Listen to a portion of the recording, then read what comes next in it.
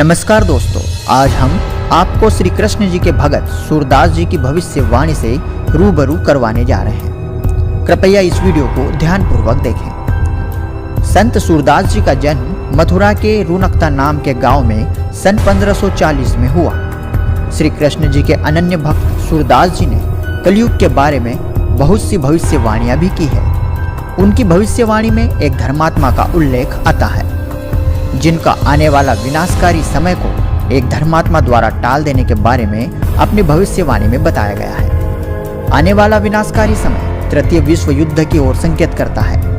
वर्तमान समय में आए दिन अप्रिय घटनाएं तो घटित होते सभी देख रहे हैं। भारत देश ही नहीं बल्कि पूरे विश्व के गंभीर हालातों को देखकर यह अंदाजा लगाया जा सकता है कि वर्तमान समय भविष्य काल के लिए कितना भयानक हो सकता है।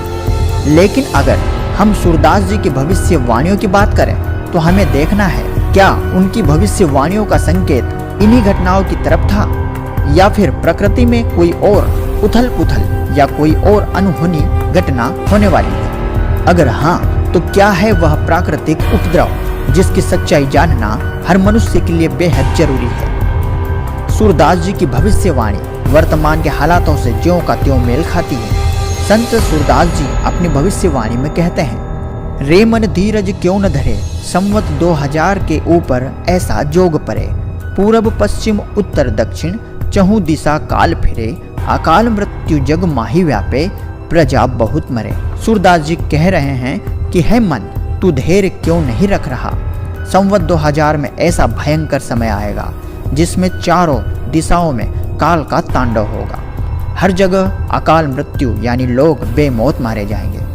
आगे सूरदास जी बताते हैं कि इस भयंकर समय के चलते समस्त जन समूह में अर्थात प्रजा के विशालकाय झुंड में पृथ्वी पर युद्ध जैसी तबाही होगी, जनहानि होगी, अर्थात काफी बड़ी संख्या में लोग मारे जाएंगे। आगे की वाणी में सूरदास जी कहते हैं कि एक धर्मात्मा इस विनाशकारी समय को वश में करेगा। अब देखना यह है कि आखिर कौन है वह धर्मात्मा जिस पर कहा गया है कि स्वर्ण फूल वन पृथ्वी फूले, धर्म की बेल बढ़े, सहस्र वर्ष लग सतयुग व्यापे, सुख की दया फिरे। उस महात्मा के कारण पूरी पृथ्वी फिर से हरी भरी होगी, धर्म का प्रसार होगा, हर तरफ शांति, भाईचारे और सदाचार, सतभक्ति का माहौल होगा। सूरदास जी कहते हैं ऐसा हजारों वर्ष तक रहेगा। सब जगह उस धर्मात्मा की अपार शक्ति से सुख की दया फिरेगी। आगे कहते हैं, काल जाल से वही बचे जो गुरु ध्यान धरे, सूरदास यह हरि की लीला टारे नहीं टरे। सूरदास जी ने स्पष्ट कहा है कि काल के भयंकर जाल से वही बचेगा जो गुरु का ध्यान धरेगा। ये परमात्मा की लीला है जो टारे नहीं टरे। मैं पक्के विश्वास से कह रहा हूँ, ऐसा होगा ही होगा।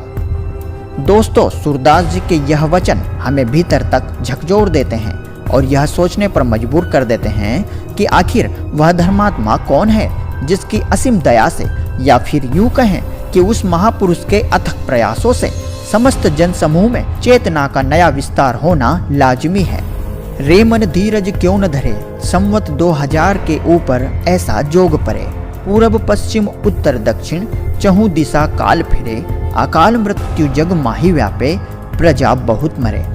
दोस्तों, इस भविष्यवाणी के बारे में अपनी महत्वपूर्ण राय हमें नीचे कमेंट बॉक्स में जरूर बताएं।